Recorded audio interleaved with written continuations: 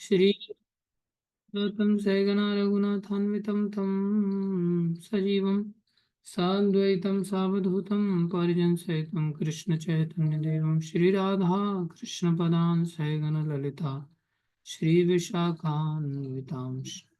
हे कृष्ण करुणा सिंधु दीनबंधु जगतपते गोपेश गोपीनाथ श्री राधाकांत नमस्तुते तप्त कांचन गौरंगी राधे वृंदावनेश्वरी वृषभानुसुते देवी प्रणमामि हरि प्रिय वाञ्छाकल्पतरुभ्यश्च कृपा सिन्धुभ्येव च पतितानां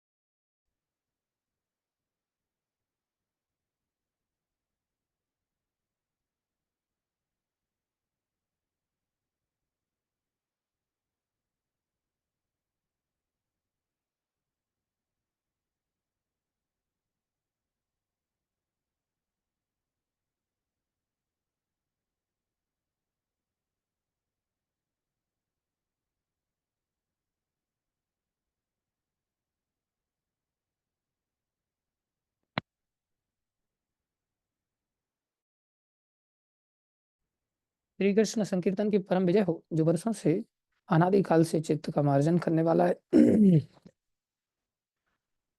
सात फलों को देकर के श्री कृष्ण संकीर्तन हमें कृतार्थ करता है। हम सबको यही सात फल चाहिए। अनादिकाल से हम इन्हीं चीजों के पीछे भाग रहे हैं, लेकिन दुर्भाग्य से हम कहीं दूसरी जगह ट्रायल एंड एरर में फंस जा रहे हैं।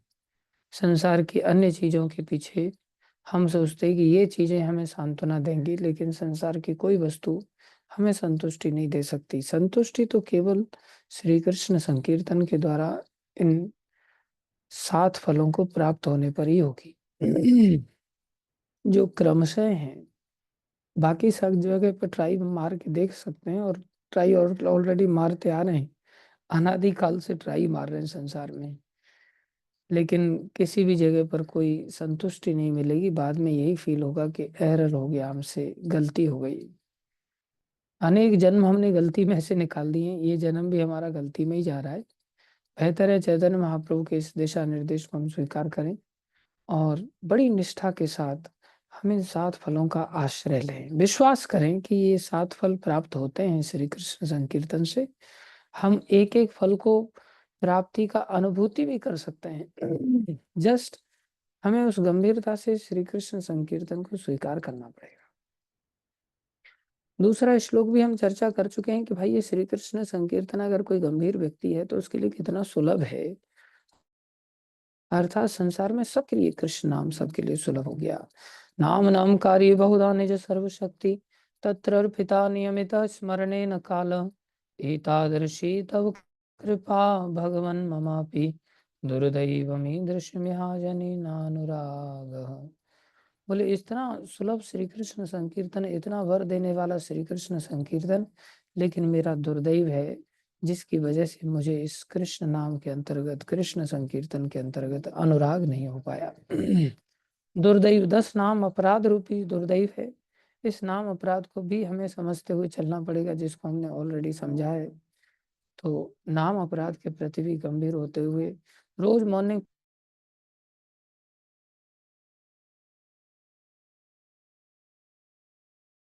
उसे मैकेनिकल प्रोसेस ना बनाएं। जब हम इस चीज़ को समझते हैं तो फिर हमारा वो मैकेनिकल प्रोसेस नहीं रहता है। धीरे-धीरे ये चीज़ें हमारे हृदय में अंगीकार होती हैं और हम उन चीज़ों का फिर उस प्रकार से स्मरण कर पाते हैं जैसा कि हमने समझा है। इसलिए समझना बहुत ज़रूरी है हम लोगों के लिए। तीसरे श्लोक की भी हम चर्चा कर चुके हैं कि भाई इस नाम की पद्धति क्या है? बचना चाहता है तो दोनों चीज़ें एक दूसरे के पूरक हैं। एक तो कृष्ण नाम को अधिक से अधिक किया जाए, कीर्तनीय सदाहरि जिसको कहते हैं, और एक 4 गुणों को विकसित किया जाए। अगर 4 गुणों को विकसित करेंगे तो कीर्तनीय सदाहरि होगा, कीर्तनीय सदाहरि होगा तो 4 गुण विकसित होंगे। तृणादपि सुनिचेन तरोरपि सहिष्णुनाम अमानिना मानदेन कीर्तनीय सदाहरि, ये 4 गुण है। तृण से भी अधिक विनम्र होना, अर्थात दैन्य होना चाहिए, जिसको हमने देखा था कि विरक्ति हमारे संसार में विषय भोगों के प्रति, संसार की चीजों के प्रति विरक्ति होनी चाहिए। प्रणादपि सुनिचल का वास्तविक अर्थ था। तरोरपि सहिष्णु नाम, पेड़ की तरह हमें सहनशील होना पड़ेगा, जिससे कि हम संसार के दूसरे लोगों का पालन पोषण कर सकें।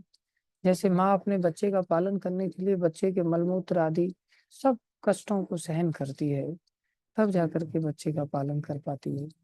ऐसे ही कोई तरोरपी पेड़ की तरह सहनशील है, वही संसार के लोगों का पालन कर सकता है, जैसे वृक्ष पालन करता है। अमानिना, स्वयं में अमानी, सूक्ष्म स्तर पर भी मान सम्मान की कोई भूख ना हो, दूसरों को मान दे, दूसरों को सबको ही मान देने वाला होना चाहिए। हम तो भक्तों को भी मान नहीं दे पाते, संसार में बाकी सबको मान देना तो कितना हमारे लिए कठिन है। और ये सब ऐसा नहीं समझना चाहिए कि ये सब श्लोक केवल बोलने के लिए और केवल सुनने के लिए हैं। बोलने के लिए तो हम भी बोल देते हैं, सुनने के लिए लोग सुन भी लेते हैं। ये सब जीवन में लाने के लिए है।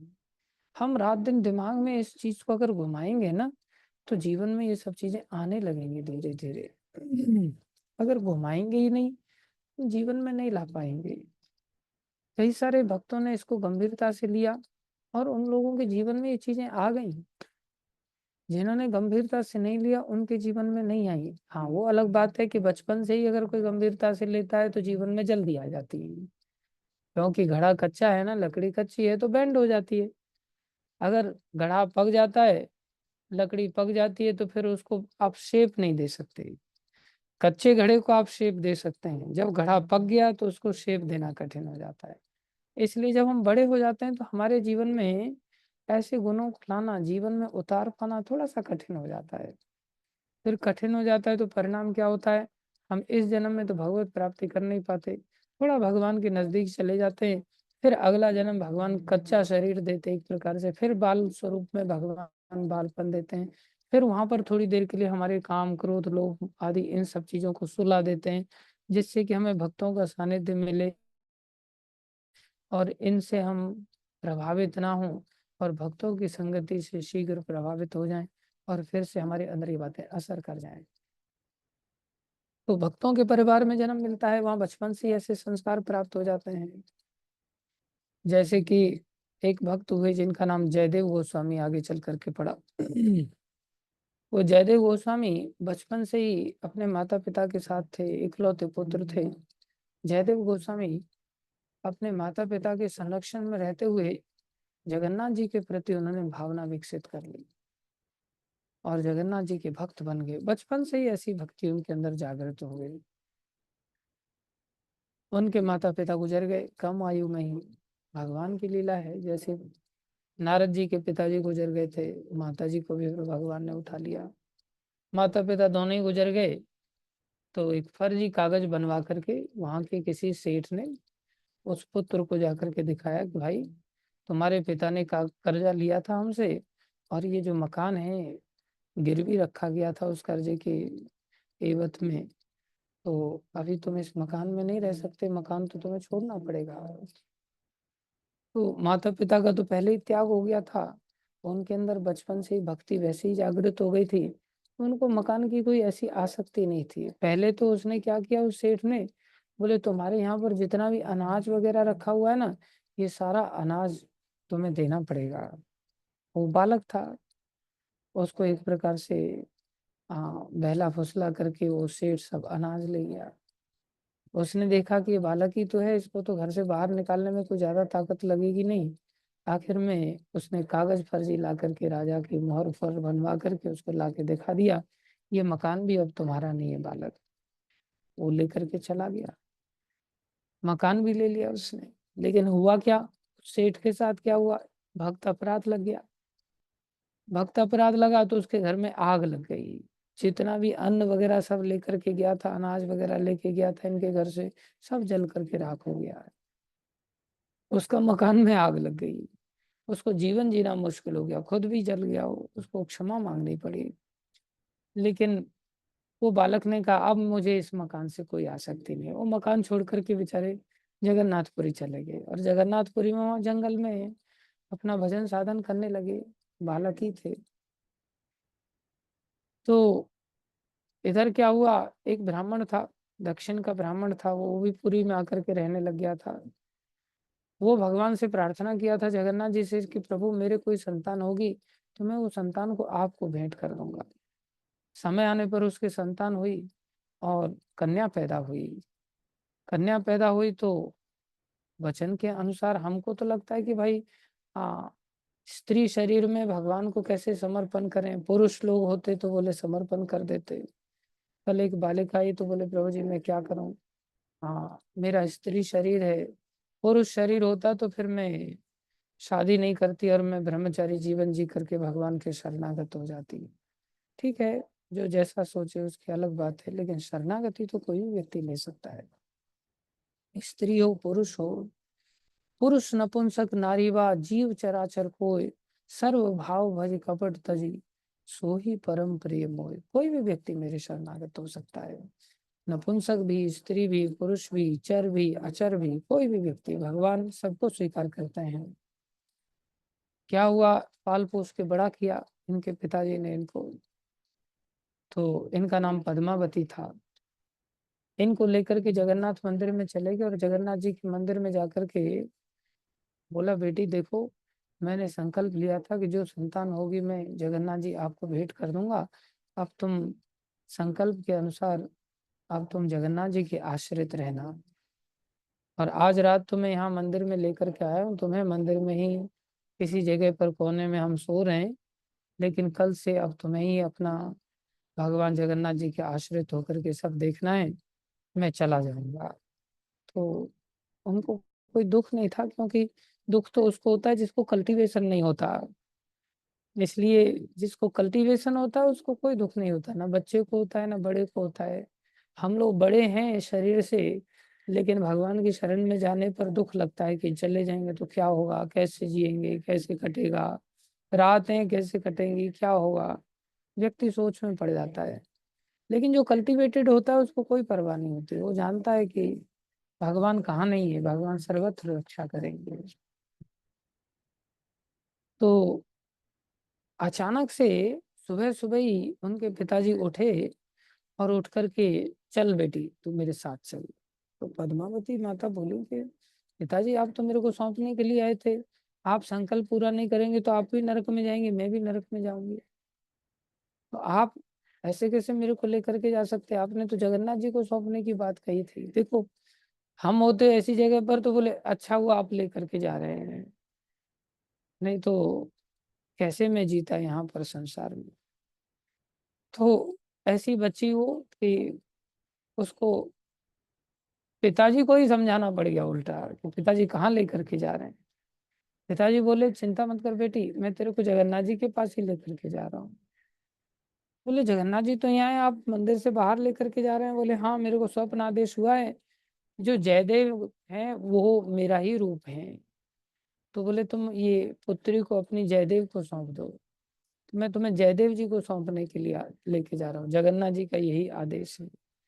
लेकर के पहुंचे जंगल में, पता करते करते जयदेव किधर है, बोले यहाँ जंगल में एक ब्रह्मचारी वेश में एक बालक रहता है, नवयुवक रहता है। पहुंच गए वहां पर। वो बेचारे कपड़े भी नहीं थे उनके पास, कौपीन धारण करके रहते थे। तो उन्होंने जाकर के बोला कि बेटी देखो ये जयदेव हैं और मैं अब चला जाऊंगा, अब रात्रि हो गई इनको ढूंढते ढूंढते, अभी तुम इनके साथ ही रहना। और जयदेव बेचारे बोले कि भैया मैं कोई घर नहीं, बार नहीं, पैसा नहीं, धेला नहीं, नौकरी नहीं, चाकरी नहीं, पढ़े लिखे कुछ की नहीं, तुम ये क्या कर रहे हो? कोई जो दूसरे जयदेव के लिए आदेश दिया होगा भगवान ने? तुम्हारा दिमाग खराब हो गया क्या? पागल हो गए हो क्या? उनके पिताजी बोले मैं पागल नहीं हुआ हूँ, पागल तो तुम हो गए हो। बोले क्या मतलब? बोले मैं जगन्नाथ जी का आदेश मान रहा हूँ, तुम पता नहीं कैसे भक्त हो, जगन्नाथ जी का आदेश मानने के लिए तैयार ही नहीं हो। तो जयदेव जी बोले कि मेरे को थोड़ी आदेश हुआ है, आपको आदेश हुआ है, आप मानते रहो, मेरे को थोड़ी पता है कि जगन्नाथ जी ने इसको मेरी पत्नी बनने के लिए यहाँ पर भेजा है। आखिर में जयदेव सोचे कि ये तो बहुत मूर्ख आदमी है, इसको तो समझ आ नहीं रही है, जिद्दी आदमी है, ये तो छोड़ करके जाने के लिए बिल्कुल उतारू हो रखा है। और इसकी पुत्री भी ऐसी जिद्दी है कि बोले आप चले जाओ पिताजी, मैं संभाल लूंगी, आप टेंशन मत लो, मैं इनका पीछा नहीं छोड़ूंगी अभी। जयदेव जी सोचे जैसा बाप वैसी बेटी दोनों ही एकदम करेक्ट लग रहे हैं थोड़े से, समझ नहीं आ रहा है ये लोग हो क्या गया इन लोगों को। कोई बात नहीं, ये लोग मेरा क्या ले लेंगे, मेरे पास कपड़ा ढीला कुछ है नहीं, मकान दुकान कुछ है नहीं, अनाज वगैरह कुछ है नहीं, डिग्री बिग्री कुछ है नहीं जो कागज फागज कोई हड़प ले, कुछ है ही नहीं मेरे पास। एक काम करूंगा, रात को सोते हुए छोड़ करके चला जाऊंगा इसको जंगल में, यहाँ मेरा क्या करेगी अकेली है ये, इसका तो कोई साथ भी नहीं देगा। रात हुई, अब सोच रहे हैं कि ये सो जाएगी, और वो सो तो नहीं रहे थे, लेकिन फिर भी अचानक से दैव योग से उनको थोड़ी सी निंद्रा आ गई। तो इन्होंने सोचा अभी इसको नींद आ गई, अब मैं उठ करके चला जाता हूँ। जैसे ही उठने लगे तो आकाशवाणी हुई, इसका त्याग मत करना जयदेव, ये मेरी परम भक्त है, अगर तुमने इसका त्याग किया तो तुम्हें दोष लगेगा, तुम्हारी भक्ति का नाश हो जाए। जैसे ही आकाशवाणी हुई एकदम से हिल गए जयदेव जी, बोले ओ ये भक्त है, प्रणाम किया उसको। और प्रणाम करके फिर उठ करके गए नहीं, रात भर वही सोते रहे। सुबह उठे तो पद्मावती माता कहती कि आप तो जाने वाले थे। बोले नहीं देवी, अब हम साथ में ही रहेंगे, चिंता मत करो, जगन्नाथ की भक्ति साथ में ही करेंगे, चलो हम कहीं कुटिया बना लेते हैं। तो उन्होंने गंगा के किनारे वहां पर कुटिया बना लिया। कुटिया में रहने लग गए, पति पत्नी दोनों रह रहे हैं। देखो भक्त हैं दोनों, दोनों के अंदर कोई भोग वृत्ति नहीं, कोई वासना का प्रभाव नहीं, साथ में रहे लेकिन कोई संतान नहीं हुई। जयदेव गोस्वामी भक्त थे भगवान के, तो गृहस्थी हैं एक प्रकार से, तो थोड़ा बहुत जीविका निर्वाह करने के लिए, और वैसे भी जीविका निर्वाह करना उनका साधन नहीं है, वैसा साधन नहीं बनाया, लेकिन लोग उनकी भक्ति को देख करके अपने यहाँ पर इनवाइट करते हैं, उनसे कथाएं श्रवण करते हैं, तो उनको बहुत अच्छा लगता है लोगों को, तो लोग साथ में कुछ दान दक्षिणा भी दे देते हैं स्वयं से, वो लोभी नहीं है। तो एक बार एक जगह कथा करके आ रहे थे तो उनको बहुत अच्छा दान दक्षिणा मिला, उस दक्षिणा को लेकर के थैले में रख करके ला रहे थे। रास्ते में जंगल का रास्ता, तो जंगल के रास्ते में कुछ चोर मिल गए उनको। जब चोर मिल गए तो उन्होंने, चोरों ने जैसे ही कहा कि देखो इसके पास कुछ लगता है, बोले हाँ भैया ये ले लो, मेरे को कोई चिंता नहीं। उन्होंने तुरंत सारा धन जो मिला था दक्षिणा में सारा दे दिया। चोर लोग हैरान हो गए, चोर बोले कि धन तो मिल गया, अब इसका क्या करें? तो एक बोला मार डालो इसको, करना क्या है। दूसरा बोला भगवान सबके हृदय में बैठे रहते हैं, दूसरे के हृदय में भगवान बैठे हुए थे, भगवान ने कहा नहीं नहीं भाई मारो मत, देखो ना इसने कोई जोर जबरदस्ती थोड़ी किया धन देने में, स्वेच्छा से सारा कुछ दे दिया, आपने कुछ बचा के भी नहीं रखा अपने पास, इसलिए मारो मत। तीसरा बोला भाई धन तो बहुत है, हमने ले लिया इससे धन, ये शिकायत तो कहीं ना कहीं लगाएगा, और राजा को पता चल जाएगा तो धन भी जाएगा और हम भी फांसी पे लटक जाएंगे। एक काम करो, इसको मारो मत, अगर नहीं मारना चाह रहे हो तो एक काम करते हैं, पास में ही दैव योग से एक सूखा कुआं था, बोले एक काम करो इसको कुएं में फेंक दो। बोले कुएं में तो फेंक देंगे लेकिन कुछ उपाय करके ये निकल करके चला गया तो। बोले एक काम करते हैं फिर इसको मारो मत, लेकिन हाथ पैर काट दो इसको, और हाथ पैर काट करके इसको कुएं में फेंक दो। और जयदेव गोस्वामी को कोई हलचल ऐसी नहीं हो रही, वो सब श्रवण कर रहे हैं। चौथा व्यक्ति बोला, सब लोग बोले, धीरे धीरे बोले, हाँ ये आइडिया बहुत बढ़िया है, हाथ पैर काट दो, कहाँ चलेगा फिरेगा ही नहीं, और कुएं में डाल दो, कोई दूसरे व्यक्ति को पता भी नहीं चलेगा, और हम तो मार नहीं रहे, धीरे धीरे खुद ही मर जाएगा, भूखा प्यासा कैसे जिएगा। सब लोगों की सहमति हो गई, फटाक से हाथ पैर काट दिए गए, और हाथ पैर काट करके उनको कुएं में फेंक दिया गया, बेचारे कुएं में गिर पड़े। संसार में हमको लगता है ना कि हाँ, भक्तों के जीवन में कष्ट कैसे आ सकते हैं, ऐसे ही थोड़ी महाप्रभु ने बोल दिया तरुरपि सहिष्णु नाम, पेड़ की जैसा सहनशील होना पड़ेगा, पेड़ की डालियां काटी जाती हैं, कई बार ऐसी स्थिति हो सकती है, हमारे हाथ पैर काटे जा सकते हैं, और हाथ पैर काटे गए, लेकिन जयदेव गोस्वामी ने भगवान से उनके खिलाफ कुछ प्रार्थना नहीं किया, ना ही उनको कोई श्राप दिया। सामर्थ्यशाली थे, हम तो बिना सामर्थ्य के इतने कौतूहल अंदर छा जाता है कि हम तो दूसरों को शाप ही देने लग जाते हैं, चाहे शाप की ताकत हो या ना हो। जयदेव गोस्वामी को अंदर कुएं में डाल दिया गया, लेकिन कुएं में गिर गिर करके भी, ऐसी स्थिति में भी, इसको कहते तरुरपि सहिष्णुनाम अमानिना महानदेन कीर्तनीय सदारी, नीचे उन्होंने कीर्तन चालू कर दिया, कुएं में ही कीर्तन चालू कर दिया, हाथों से खून बह रहा है, कोई ऐसा नहीं कि मरहम पट्टी लगा करके उनको टांके वांके लगा करके नीचे फिर डाला हो, फर्स्ट एड का कुछ करा करके, उनको कुछ नहीं, कोई ट्रीटमेंट नहीं, खून बह रहा है हाथ पैरों से, और कीर्तन कर रहे हैं, जोर जोर से कीर्तन कर रहे हैं, हरि नाम ले रहे हैं। इधर क्या हुआ, एक देश का राजा वो शिकार खेलने के लिए गया, शिकार खेलने से पहले सैनिक लोग चारों तरफ जंगल में घूमते फिरते हैं कि भाई कहाँ चीता है, कहाँ जंगली सुअर है, कहाँ हिरन है, सब जानकारी राजा को देनी होती है। तो पूरे जंगल में सैनिक लोग छा गए, तो जंगल में जब सैनिक लोग पहुंचे तो अचानक से उनको कीर्तन की आवाज सुनाई दी, सब हैरान हो गए कि भाई घने जंगल में यहाँ कीर्तन कौन कर रहा है। तो पहुंचे, उस कीर्तन की ध्वनि को सुनते सुनते देखा अंधा कुआं जिसमें अंधेरा है, नीचे जाकर के देखा तो कुएं से आवाज आ रही, तो सोचे कहीं भूत फूत तो नहीं है। बोले भूत फूत यहाँ चिल्लाएंगे वो बात ठीक है, हो सकता है, लेकिन भूत भगवान का नाम कैसे ले सकता है, भूत तो भगवान का नाम नहीं लेगा। हाँ, कुछ ब्रजवासी भूत बन जाते हैं तो वो भगवान का नाम भूत बन करके भी ले लेते हैं कई बार। एक हमारा पड़ोसी बेचारा वो दारू पी करके मर गया, तो हमारी माता श्री पर आ गया वो, तो माता श्री हमसे फोन करने के लिए बोली, तो हमारी बहनों ने हमसे फोन पे बात कराना चालू किया। तो कह रहा भैया जी आपसे बहुत लंबे समय से बात करने की इच्छा थी, हरे कृष्णा भैया जी, हरे कृष्णा कृष्ण कृष्ण हरे हरे, हरे राम राम राम, पूरा मंत्र बोल रहा है वो। मैं बोला यार तू पहले ही बात कर लेता मरने से पहले। बोले अरे भैया जी कहाँ, मैं थोड़ा सा दारू ज्यादा पी लिया, घर में कलह हो गया, फिर मैं मर गया। तो कई बार भूत लोग भी ऐसा, हाँ महामंत्र बोल लेते, लेकिन साधारण नहीं, कोई सोचे अमृतसर वाले अगर मर करके बोले हम भूत बन के महामंत्र बोलेंगे तो नहीं बोल सकते आसानी से, उसके लिए तो आपको ऐसे ही भक्ति करनी पड़ेगी। इसलिए भूत बनने में फायदा नहीं है।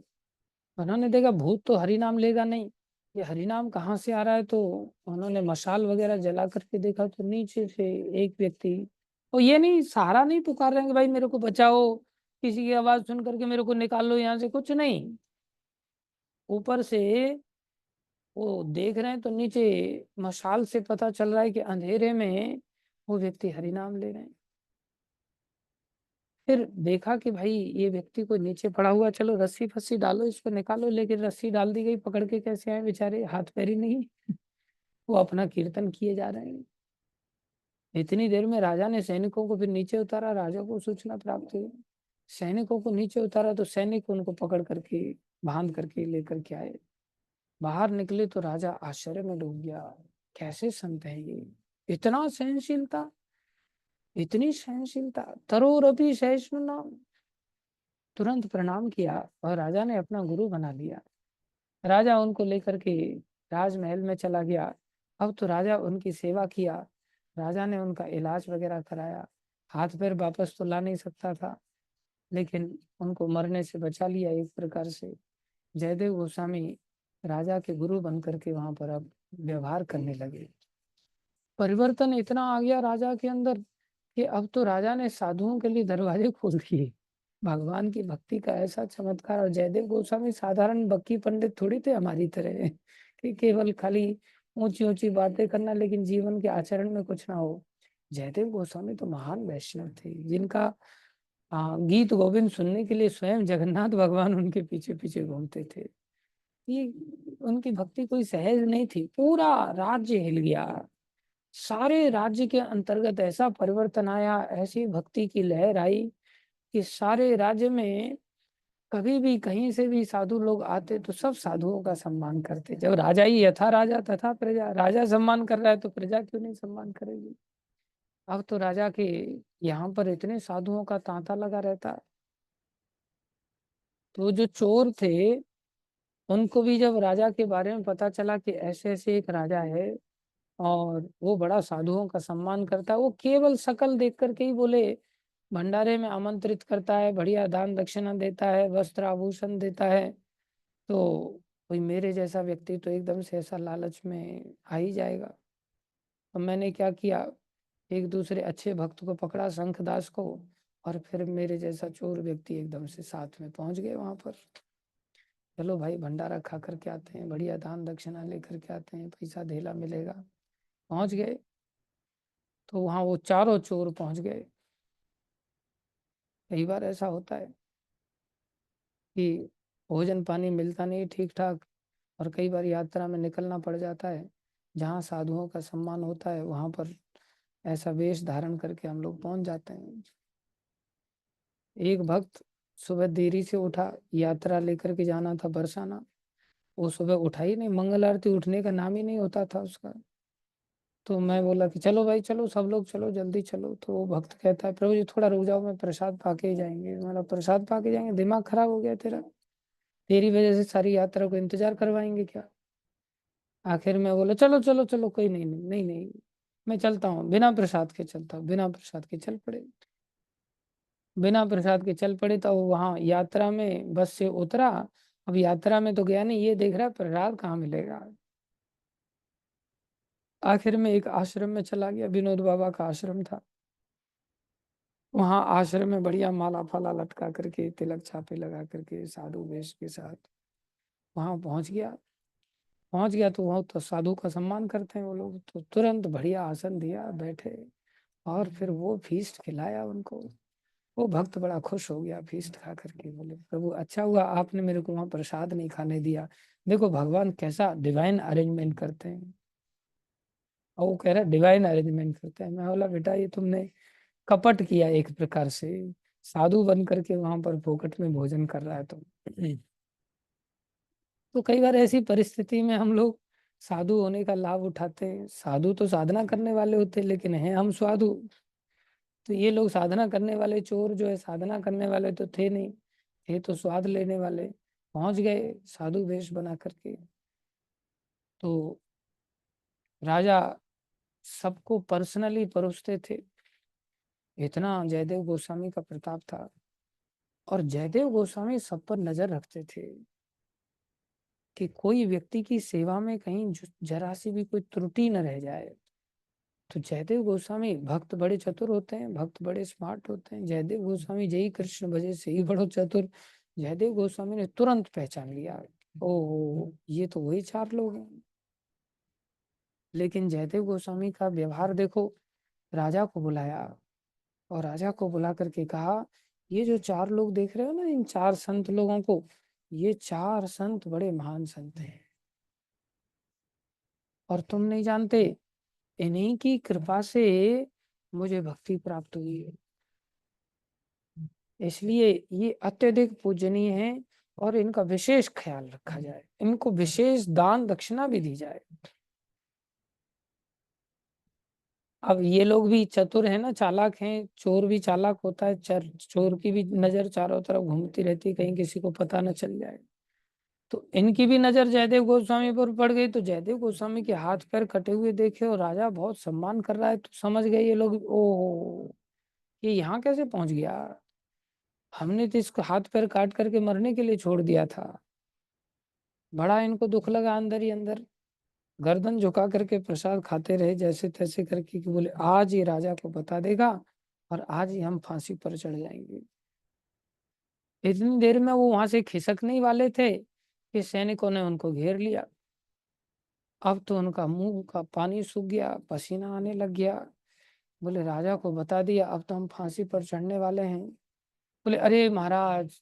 सैनिक बोले महाराज आप ऐसे कैसे जा सकते हैं, खाली प्रसाद पा करके, आइए आइए। महाराज ने आपको दरबार में आमंत्रित किया है, दरबार में बुलाया गया। बेचारे डर डर करके जा रहे हैं। बोले आपकी वजह से महाराज को इतने महान गुरु प्राप्त हुए हैं और आपने इनके ऊपर विशेष कृपा की है, आपको विशेष दक्षिणा दी जाएगी। तो विशेष दक्षिणा दी गई, उनको बड़ा धन दौलत दिया गया।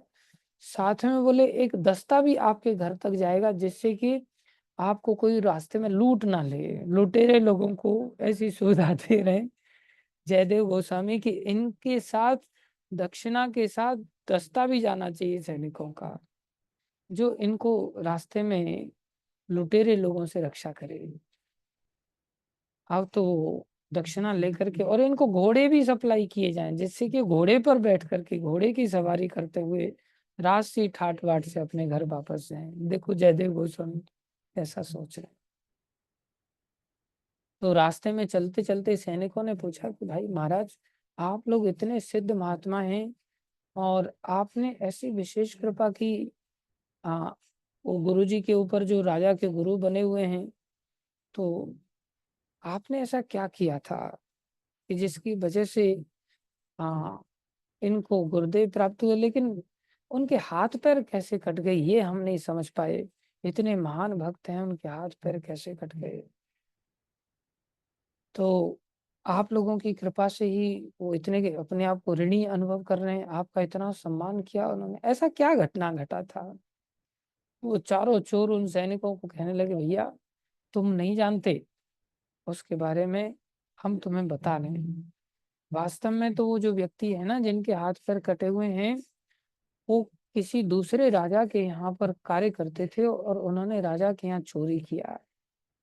जब राजा के यहाँ चोरी किया तो राजा ने उनको मृत्यु दंड घोषित कर दिया। हम भी राजा के सेवक थे, तो मृत्यु दंड घोषित कर दिया। हमने सोचा महाराज चलो हम इनको मार करके जंगल में फेंक देंगे।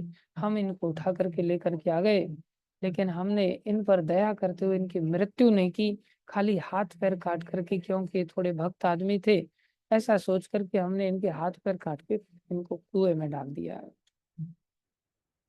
उस दया को वो हमारे ऊपर दया करने की बात कह रहे थे कि इन्हीं चार लोगों की वजह से मैं आज यहाँ पर उपलब्ध हूँ, नहीं तो मैं तो मर गया होता। जैसे ही उन्होंने ऐसा कहा कि ये चोर था, इसने चोरी की थी और इसको मृत्यु होने वाली थी, लेकिन हमने इसको दया की, जैसे ही ऐसा कहा एकदम से धरती फटी और धरती में चारों के चारों समा गए, और चारों के चारों समा गए और धरती फिर से बंद हो गई। ये सारा दृश्य सैनिकों ने देखा कि धन दौलत जितनी मिली थी सबके साथ वो बेचारे चारों के चारों अंदर समा गए। अब तो सैनिक हैरान हो गए, हे भगवान ऐसा इतने बड़े महात्मा लोगों के साथ, इतने बड़े वैरागी लोगों के साथ ऐसा कैसे हो गया। ऐसा लगता है कि इन्होंने जीते जी समाधि ग्रहण कर ली है। तो अब तो वापस आए तो वापस आकर के महाराज को प्रणाम किया। और जयदेव गोस्वामी तो प्रतीक्षा कर रहे थे कि भाई सही सलामत वो लोग पहुंच गए कि नहीं पहुंच गए, समाचार पाना चाह रहे थे। जयदेव गोस्वामी को सूचित किया, बोले महाराज ऐसे संत आज तक हमने नहीं देखे, जिन्होंने हमारी आंखों के सामने देखते देखते, जिनके लिए धरती माता ने स्थान दिया, जैसे जानकी जी के लिए धरती माता ने स्थान दिया और धरती फटी और जानकी जी उसमें समा गई थी, ऐसे महान संत आज तक हमने नहीं देखे। ऐसे महान संत जिन्होंने धरती में साक्षात रूप से समाधि स्वयं प्राप्त कर लिया। इधर जयदेव गोस्वामी पूछने लगे ऐसा क्या हुआ था। बोले आप ही की कृपा की चर्चा चल रही थी, हम कौतूहलवश उनसे पूछ रहे थे कि आपके ऊपर इन्होंने ऐसी क्या विशेष कृपा की है। तो उन्होंने बताया कि आपके ऊपर क्या विशेष कृपा की कैसे आपको मृत्यु प्राप्त होने वाली थी लेकिन उन्होंने आपको जिंदा छोड़ दिया। ये रहस्य प्रकाशित कर रहे थे। और इस कारण से बोले भगवान ने उनको ऊपर ऐसी दया कर दी कि भगवत चिंतन के कारण धरती फटी और जीते जी उन्होंने समाधि ग्रहण कर ली। चारों ने एक साथ समाधि ग्रहण कर ली। ऐसा लगता है कि चार कुमार थे, लगता है सनक सनातन सनत और सनंदन की तरह। ऐसे महान भक्त थे जिनके लिए धरती फटी, और धरती फटी नहीं, धरती जुड़ भी गई। कोई दुर्घटना होती तो अलग बात थी, धरती फटी और धरती जुड़ भी गई। इतना सुनकर के जयदेव गोस्वामी को अंदर इतना दुख हुआ, अरे बेचारे मेरी वजह से ये लोग मारे गए। और इतने दुखी होकर के अंदर अपने हाथों को मलने लग गए। जैसे होता है ना, कई बार आदमी दुखी हो जाता है तो अपने हाथों को मलने लगता है। तो हाथ तो थे नहीं, हाथों को मलते कहाँ से? हाथों को मल रहे हैं दुखी होकर के, ये सोच करके कि काश इनका जीवन बच जाता, बेचारे मर गए। तो भगवान से कृपा याचना करने के लिए हाथों को मल रहे थे। जैसे ही हाथों को मलने लगे, हाथ निकल करके आ गए और हाथ प्रकट हो गए, इधर पैर प्रकट हो गए, और हाथ पैर प्रकट होकर के दुखी होकर के भगवान से रुदन करके प्रार्थना करने लगे उनके भले के लिए। इसको कहते तरोरपि सहिष्णु नाम। संसार में कोई खेल नहीं है कि हम ऐसे ही सोच लें कि भाई हम ऐसे ही भक्त बन जाएंगे। भक्त बनने के लिए तो भाई बहुत ज्यादा सहनशील होना पड़ेगा। अब तो राजा आ गया। राजा ने ऐसा विशेष चमत्कार देखा, पहले ही चमत्कार देख चुका था कि कुएं से निकालना, और उस स्थिति में भी खून बह रहा, और उस स्थिति में भी भगवान का भजन कर रहे हैं। राजा ने ऐसी थोड़ी ना उनको गुरु बना लिया था। अब तो ये इतना बड़ा चमत्कार देखा, हाथ पैर निकल के आ गए। तो राजा प्रार्थना करके पूछने लग गया, महाराज आप मेरे से कुछ छुपाना नहीं, कृपा करके ये रहस्य मैं कुछ समझ नहीं पाया कि वो बेचारे चार लोग जिनका गुणगान आपने इतना बड़ा किया और कहा कि इन्हीं चार लोगों की कृपा से आज मैं तुम्हारे पास हूँ, हे राजन। तो बोले वो चार लोग ऐसे कौन थे और कैसे उन्होंने धरती में जीते जी समाधि ग्रहण कर ली? जैसा सैनिक बता रहे हैं कि उन्होंने तो समाधि ग्रहण कर ली, और फिर आपके ये हाथ पैर अचानक से अभी कैसे वापस आ गए? इस समाचार को सुनते ये कुछ रहस्य समझ में नहीं आया। आप मेरे को अगर योग्य समझें तो कृपा करके मेरे को ये सारा वृत्तांत बताइए कि रहस्य क्या है इसके पीछे, आपके हाथ पैर कट कैसे गए थे और आ कैसे गई ये सब रहस्य बताइए। फिर जयदेव गोस्वामी ने सारा रहस्य उनके सामने उद्घाटन किया तो राजा आश्चर्यचकित हो गया। इतने सहनशील, इतनी विनम्रता की मूर्ति, इतना मानदेन कि कैसे कैसे जीवों का कितना सम्मान कर रहे हैं। उनके दुख को लेकर के हाथ मल रहे हैं, अपने दुख को लेकर के हाथ नहीं मल रहे हैं कि मेरे हाथ पैर कट गए। इसको कहते हैं पर दुखे दुखी। हम लोग तो पर दुखे सुखी हैं, कैसे हमें भगवान की ऐसी विशेष कृपा प्राप्त होगी? इसलिए जयदेव गोस्वामी का ऐसा अद्भुत जीवन चरित्र, और खाली जयदेव गोस्वामी का ही नहीं, समस्त आचार्यों का ऐसा ही सहनशीलता से भरा हुआ जीवन चरित्र होता है। हम सबको केवल कथा श्रवण करने से काम नहीं चलेगा, थोड़ा सा थॉटफुल होना पड़ेगा। थोड़े से भी अगर हम चिंतन मननशील हो जाएंगे ना, भाई मुझे ऐसा भक्त बनना है बस। लोग तो हमें भक्त बना ही रहे हैं, और लोगों ने तो हमें भक्त बना करके घोषणा कर ही दी है। जैसे जयदेव गोस्वामी ने उन चार चोरों को भक्त घोषित कर दिया था, और हम फिर लोगों के द्वारा जब भक्त घोषित कर दिए जाते तो हम भी ऐसे असमंजस में पड़ जाते हैं कि हाँ भाई मैं भक्त बन ही गया हूँ, अब मुझे विशेष दक्षिणा दी जानी चाहिए, घोड़ी भी दी जानी चाहिए, और मुझे सैनिकों का दस्ता भी मिलना चाहिए, आगे पीछे हमारे एस्कॉर्टिंग करने के लिए दस्ता चलना चाहिए अच्छा खासा, बाउंसर लोगों का। हम ऐसा सोचते हैं मात्र, लेकिन भाई ये तो चोरों को चोला पहनाने वाली बात है। मेरे जैसे काल नेमी को साधु बन करके बिठाने वाली बात है रावण के द्वारा एक प्रकार से। इसलिए ऐसी भक्ति भक्ति मात्र नहीं है, भक्ति तो अलग चीज है जिसमें तृणादपि सुनिचेन तरोरपि सहिष्णु नाम। अमान ना मान देन कीर्तनी है सदा हरि। सबको मान देने वाला, चींटी को भी मान देने वाला, दुष्टों को भी मान देने वाला, सबको सम्मान करने वाला व्यक्ति होना चाहिए। ऐसा भक्त बनना है आप सबको। इसके लिए याचना करनी है, प्रभुपाद जी से प्रार्थना करना है, कब मैं ऐसा भक्त बन पाऊंगा। महाप्रभु से प्रार्थना करना है, संपूर्ण परंपरा से प्रार्थना करना है।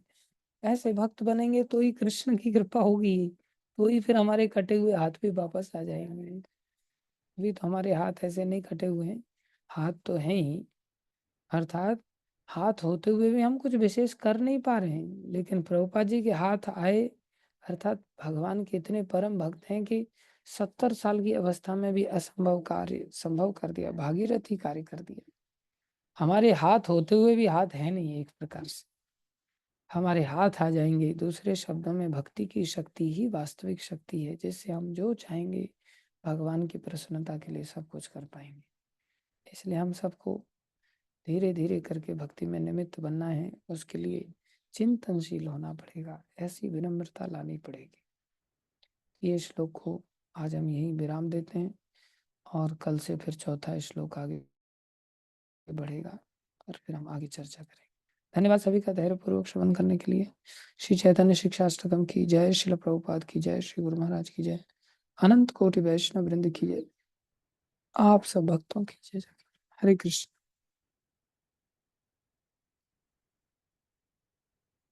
एक भक्त कहते हैं बेचारे, प्रभु जी आप मेरी खिंचाई मत करना, और लेक्चर में खिंचाई मत करना। देखो हमें अपना सम्मान कितना प्यारा है ना, कि हम नहीं चाहते कि कोई लेक्चर में हमारी खिंचाई करे। नहीं करेंगे भैया, क्षमा करना अगर ऐसा कभी लगता है तो। खिंचाई तो नहीं करेंगे, लेकिन फिर भी ऐसा बोल करके हमने एक प्रकार से खिंचाई करी दी थोड़ी सी, उसके लिए क्षमा प्रार्थी हैं। क्या कर सकते हैं, आदत से मजबूर है। तो खिंचाई बिचाई से मत परवाह किया करो इतना, हाथ पैर भी कट जाए तो भी कोई दिक्कत नहीं है, लेकिन पहले मेरे कटने चाहिए, आप लोगों के नहीं। भगवान आप सबके ऊपर विशेष कृपा करें। हरे कृष्णा। कोई अनाउंसमेंट है, कोई व्यक्ति कुछ?